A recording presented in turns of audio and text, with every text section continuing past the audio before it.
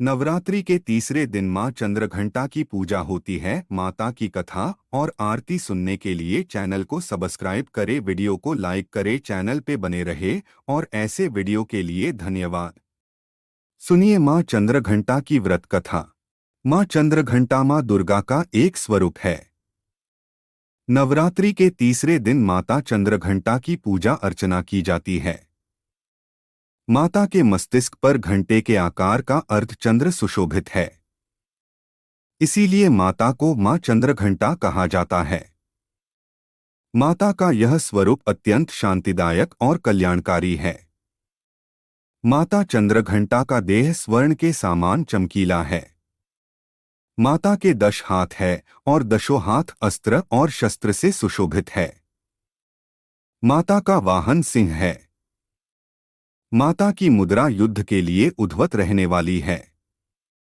लोकवेद के अनुसार जहां माता चंद्रघंटा की उपस्थिति होती है, वहां अलौकिक वस्तुओं के दर्शन प्राप्त होते हैं, दिव्य सुगंध का अनुभव प्राप्त होता है और विविध प्रकार की दिव्य ध्वनियां सुनाई पड़ती हैं। जो भक्त या साधन माता के चंद्रघंटा स्वरूप की उपासना पूजा अर्चना करता है, उसका मन मणिपुर चक्र में प्रविष्ट हो जाता है। मां चंद्रघंटा देवी दुर्गा का एक स्वरूप है। माता का वर्ण चमकीला और तेजस्वी है। माता की 10 भुजाएं हैं। मां की 4 बाईं भुजाओं में गदा, त्रिशूल, तलवार और एक भुजा मुद्रा बनाती है। वहीं दाईं भुजाओं में कमल, धनुष, बाण और एक भुजा आशीर्वाद मुद्रा बनाती है। वहीं अतिरिक्त 2 भुजाओं में कमंडल और जप माला है। माता चंद्रघंटा की पूजा उपासना करने से साधक को शक्ति, शांति और वीरता की अनुभूति प्राप्त होती है। मां चंद्रघंटा कौन है? मां चंद्रघंटा का सृजन दानवों का विनाश करने हेतु हुआ है। उनकी 10 भुजाएं और शेर की सवारी इस बात का प्रमाण देती है। मां चंद्रघंटा की उत्पत्ति त्रिदेवों की मुख ऊर्जा से हुआ है। मां चंद्रघंटा की उपस्थिति से नकारात्मक ऊर्जा का नाश होता है। दानव मां की ध्वनि मात्र से थर थर कांपते हैं। मां चंद्रघंटा की कथा। एक समय की बात है, पृथ्वी पर एक महिषासुर नामक दानव राज किया करता था। यहाँ मही का अर्थ भैंसा होता है, उसी प्रकार से महिषासुर का अर्थ जिसका वर्ण भैंसे जैसा है वैसा असुर। वो बड़ा ही शक्तिशाली और बलवान था। उसके शासन में एक भी ऐसा असुर या देवता नहीं था जो उसका मुकाबला कर सके। एक दिन जब असुर गुरु शुक्राचार्य के परामर्श पर दानव सम्राट महिषासुर ने परम पिता ब्रह्मा की तपस्या की थी। तपस्या से प्रसन्न होकर ब्रह्मा जी प्रकट हुए और मनोवांछित वर मांगने को कहा। वहीं महिषासुर ने ब्रह्मा जी से अजय अमर होने का वर मांगा, जो कि पृथ्वी पर जन्म लेने वाले हर जीव की मृत्यु निश्चित होती है। ब्रह्मा जी ने उसे कोई और वर मांगने को कहा। महिषासुर ने बड़ी चतुराई से ब्रह्मा जी यह वर मांगा कि उसकी मृत्यु किसी भी पुरुष से ना हो। वो यह समझता था कि स्त्री प्रजाति पृथ्वी की सबसे कमजोर प्रजाति है। ब्रह्मा जी ने उसकी इच्छा को स्वीकारते हुए उसे उसका वर प्रदान किया। वर प्राप्त करते हुए उसने तीनों लोक में उत्पात मचाना शुरू कर दिया। उसने पाताल और पृथ्वी लोक पर अपना वर्चस्व स्थापित कर लिया था। अब उसने स्वर्ग लोक पर आक्रमण कर सभी देवताओं को परास्त कर दिया। ब्रह्मा जी के वरदान से उसकी मृत्यु किसी भी पुरुष से नहीं होनी थी, इसी वजह से त्रिदेव भी उसे मारने में असमर्थ थे। सभी देवता त्राही होकर त्रिदेव के पास इस समस्या का समाधान लेने पहुंचे। सभी देवताओं ने सारा वृतांत त्रिदेवों को सुनाया। वृतांत सुन त्रिदेव बहुत क्रोधित हुए और उनके मुख से एक तीव्र ऊर्जा बाहर आने लगी और कुछ समय पश्चात एक देवी प्रकट हुई। उनकी 10 भुजाएं थी और मस्तिष्क पर अर्धचंद्र घंटे के आकार से सुशोभित हो रहा था। सभी देवता माता के इस स्वरूप को देख चकित हो गए। महादेव ने अपना त्रिशूल और भगवान विष्णु ने अपना चक्र उन्हें प्रदान किया और इसी के चलते देवराज इंद्र ने अपना वज्र देवी को प्रदान किया और बारी बारी सभी देवताओं ने अपने अस्त्र शस्त्र देवी को प्रदान किए। देखते ही देखते माता का स्वरूप विकराल बनाता गया और माता महिषासुर का वध करने निकल पड़ी। महिषासुर और माता के बीच एक घमासान युद्ध हुआ। आकाश और पाताल हर जगह त्राही त्राही मच गई थी।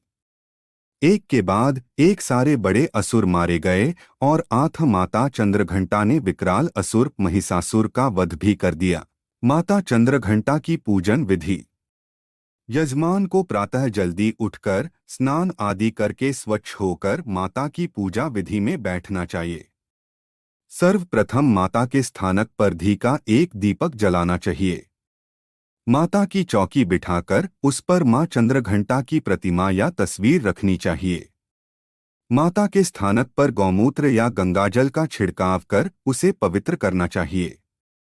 माता को मंत्रोच्चार से स्नान करवाना चाहिए।